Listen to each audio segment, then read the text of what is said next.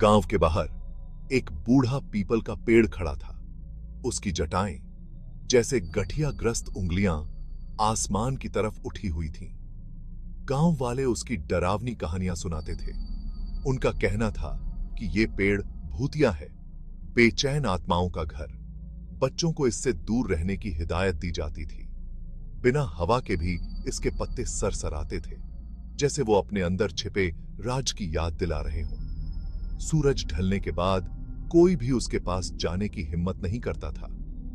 बहादुर से बहादुर इंसान भी किस्मत को नहीं आजमाता था। वो बूढ़ा पीपल का पेड़ एक खामोश पहरेदार की तरह खड़ा था, भूली हुई कहानियों और खौफनाक राजों का रक्षक।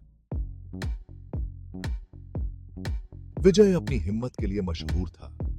वो अक्सर गांव की कहानियों को अंधविश्वास कहकर टाल देता था। आज रात वो बहुत खुश था। उसने शाम अपने दोस्त की शादी में बिताई थी। उसके दिल में हंसी और खुशी भरी हुई थी, जिसने डर के हर निशान को मिटा दिया था। घर का रास्ता उसे उसी डरावने पीपल के पेड़ के पास से होकर जाता था। वो जोर से हंसा, रात के सन्नाटे को चुनौती देते हुए। बाहर आओ भूतो, उसने आवाज लगाई। उसकी आवाज खामोशी में गूंज उठी। मुझे दिखाओ तुम क्या कर सकते हो। वो चलता रहा। उसके कदमों की आवाज ही उस भयानक सन्नाटे को तोड़ रही थी। हवा भारी होने लगी। गर्म रात के बावजूद विजय को अचानक ठंड महसूस हुई। उसके बाजुओं के रोंगटे खड़े हो गए। वो रुक गया। उसकी हंसी उसके गले में ही दब गई। चारों तरफ सन्नाटा छा गया।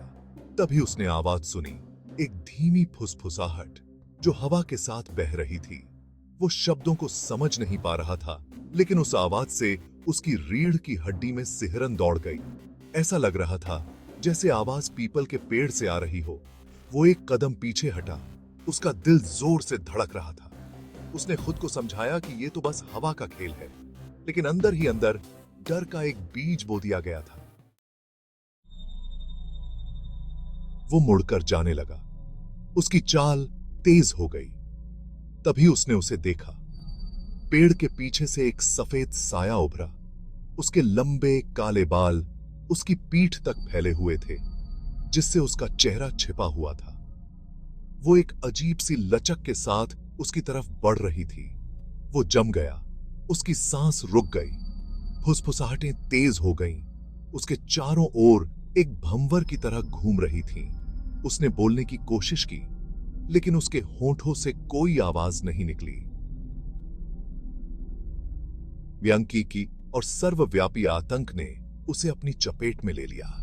वो पीछे हट गया। उसकी नजरें उस नजदीक आते हुए साए पर टिकी हुई थीं। उसके आसपास की दुनिया गायब हो गई। वो बस उसे देख सकता था, उसकी मौजूदगी को महसूस कर सकता था। जब सूरज की पहली किरणों ने गांव को छुआ, तो गांव वालों ने विजय को पाया। वो पीपल के पेड़ के नीचे बेहोश पड़ा था। उसका चेहरा पीला और थका हुआ था। डर उनके दिलों में समा गया और वे उसे वापस गांव ले आए। जब वो आखिरकार उठा, तो उसकी आंखों में एक ऐसा खौफ था जो उन्होंने पहले कभी नहीं देखा था। वो मुश्किल से बोल पा रहा था। उसकी आवाज एक फुसफुसाहट की तरह थी। वो लड़खड़ाते हुए एक सफेद साड़ी वाली औरत के बारे में बता रहा था, जिसकी आंखें एक अजीब सी रोशनी से जल रही थीं। गांव वाले उसकी बातें सुन रहे थे। उनके चेहरे पर उदासी छा गई थी।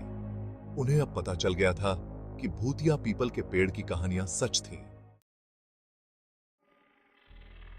विजय फिर कभी पहले जैसा नहीं हुआ।